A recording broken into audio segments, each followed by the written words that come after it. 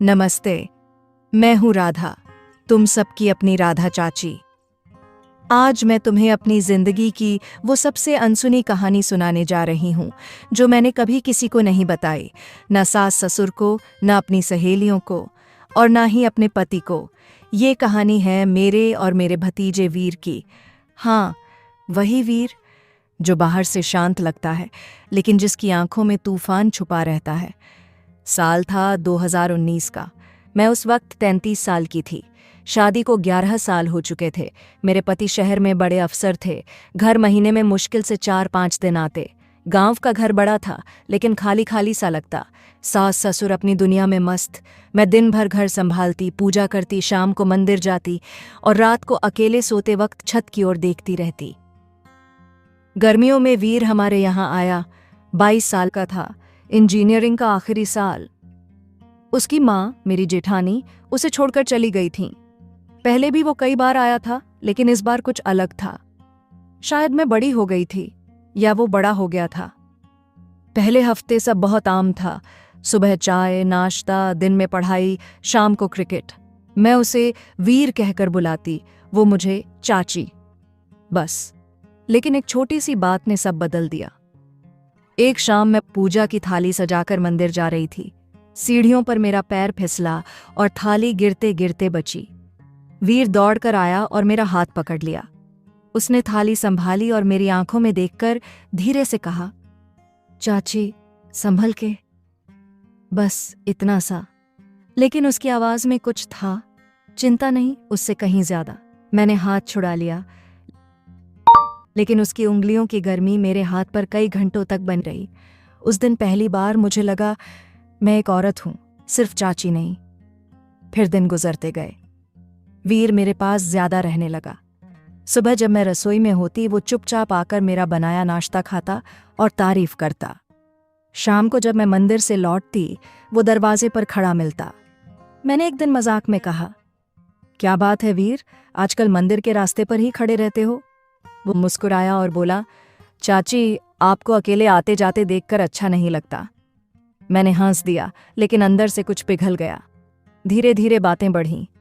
वो मेरे साथ छत पर बैठने लगा। हम तारों को देखते और पुरानी बातें करते। एक रात मैंने उससे पूछा, वीर, तेरी कोई गर्लफ्रेंड नहीं बनी अभी तक? वो चुप रहा। फिर बहुत धीरे से बोला, बन तो गया लेकिन वो किसी और की है। मैं समझ गई मगर समझने का नाटक किया। मैंने कहा, अरे कोई बात नहीं, सच्चा प्यार मिलेगा तो सब अपना हो जाएगा। दोस्तों, अगर आपको हमारा कंटेंट अच्छा लगता है तो चैनल को जरूर सब्सक्राइब कर दीजिए। आपका एक छोटा सा सब्सक्राइब हमें बहुत बड़ा मोटिवेशन देती है और इसी से हमें आपके लिए रोजाना ऐसी ही नई और बेहतरीन वीडियो बनाने की ऊर्जा मिलती है। तो प्लीज रुके नहीं, एक बार सब्सक्राइब बटन दबा दीजिए। आपका सपोर्ट हमारे लिए बहुत कीमती है। वो मेरी ओर देखता रहा। उसकी आंखों में कुछ ऐसा था कि मैं नजरें झुका ली। उस रात मैं सो नहीं पाई। एक शाम में अपने कमरे में साड़ी बदल रही थी। दरवाजा बंद था लेकिन खिड़की से हवा आ रही थी और पर्दा हल्का सा हिल रहा था। तभी वीर की आवाज आई, चाची, आपकी दवाई भूल गए थे क्या? वो खिड़की के पास से गुजर रहा था। अचानक पर्दा हटा और हमारी नजरें मिल गईं। एक पल को मैं सांस रोककर खड़ी रह गई। वो भी रुक गया। फिर फटाक से पर्दा गिरा दिया और बोला, सॉरी चाची, मैंने कुछ नहीं देखा। मैंने जल्दी से साड़ी ठीक की और दरवाजा खोला। वो बाहर सिर झुकाए खड़ा था। मैंने मुस्कुराकर कहा, झूठ मत बोलो वीर, देख लिया ना?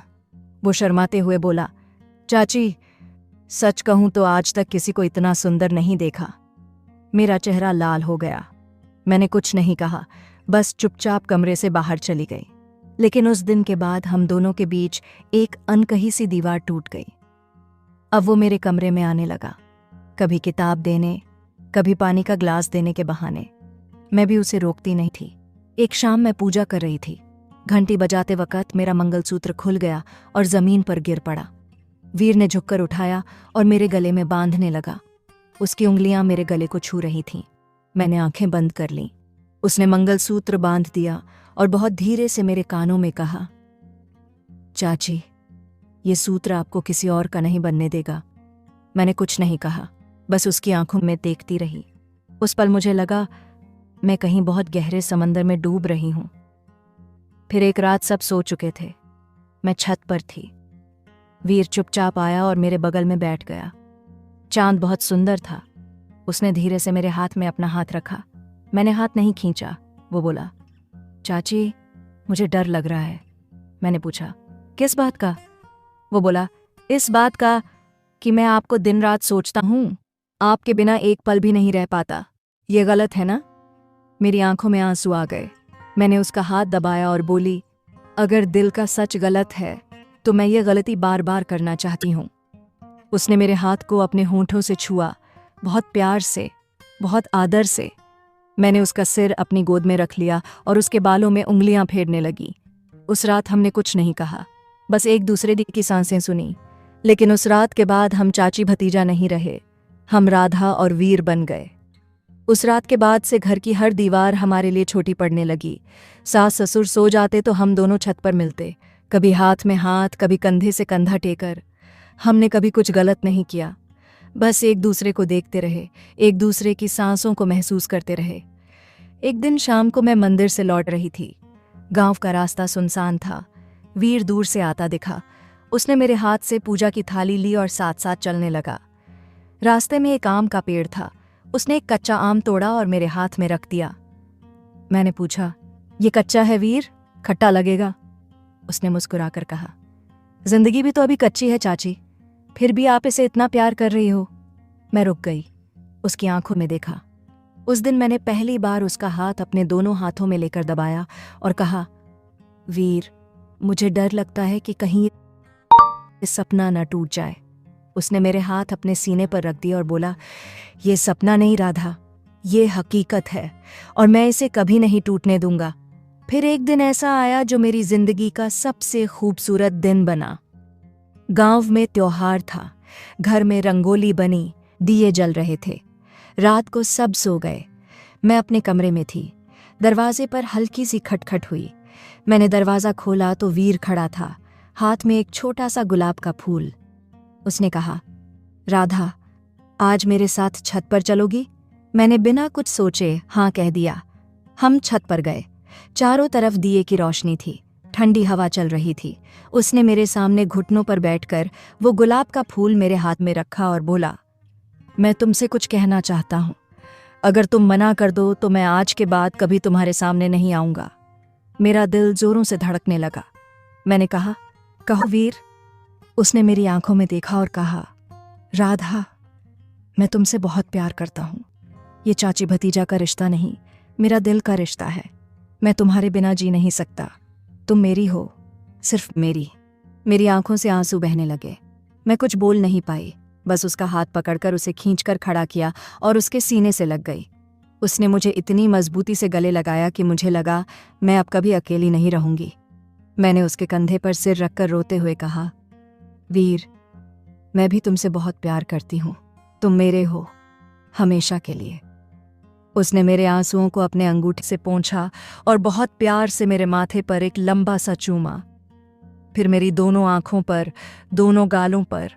हर चूमे में उसका पूरा दिल था। मैंने भी पहली बार उसकी आंखें बंद की और उसके होंठों पर अपने होंठ बहुत हल्के से रख दिए। वो पल, वो एक चूमन, मेरी सारी जिंदगी का सबसे पवित्र पल था। उसके बाद हमारी मुलाकातें और गहरी हो गईं। सुबह जब मैं पूजा करती, वो मंदिर में मेरे पीछे खड़ा रहता। मैं घंटी बजाती तो वो मेरे हाथों पर अपने हाथ रख देता। शाम को जब मैं रसोई में होती, वो पीछे से आकर मेरी कमर में हाथ रख देता और कान में फुसफुसाता, राधा आज तुम बहुत सुंदर लग रही हो। मैं मुस्कुरा देती और उसका हाथ दबा देती। एक रात मैं बीमार पड़ गई। बुखार बहुत तेज था। सब सो चुके थे। वीर चुपके से मेरे कमरे में आया। उसने मेरे माथे पर हाथ रखा, ठंडी पट्टी रखी।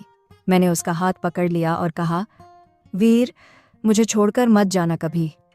उसने मेरे हाथ चूमे और बोला, जन्मों जन्मों तक नहीं छोड़ूंगा। फिर वो मेरे बगल में लेट गया। मैंने उसका सिर अपनी गोद में रख लिया।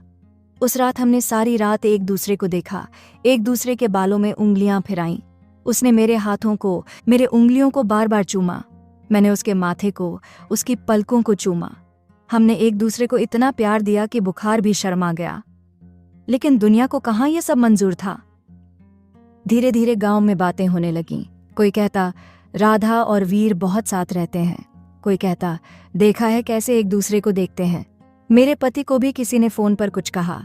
एक दिन वो अचानक घर आए, मुझे और वीर को अलग अलग बुलाया। वीर से बोले, अब तुम्हारी पढ़ाई खत्म हो गई, दिल्ली चलो मेरे साथ। वीर ने मना कर दिया। मेरे पति गुस्सा हो गए, मुझे अलग कमरे में ले जाकर पूछा, क्या बात है राधा, क्या चल रहा है?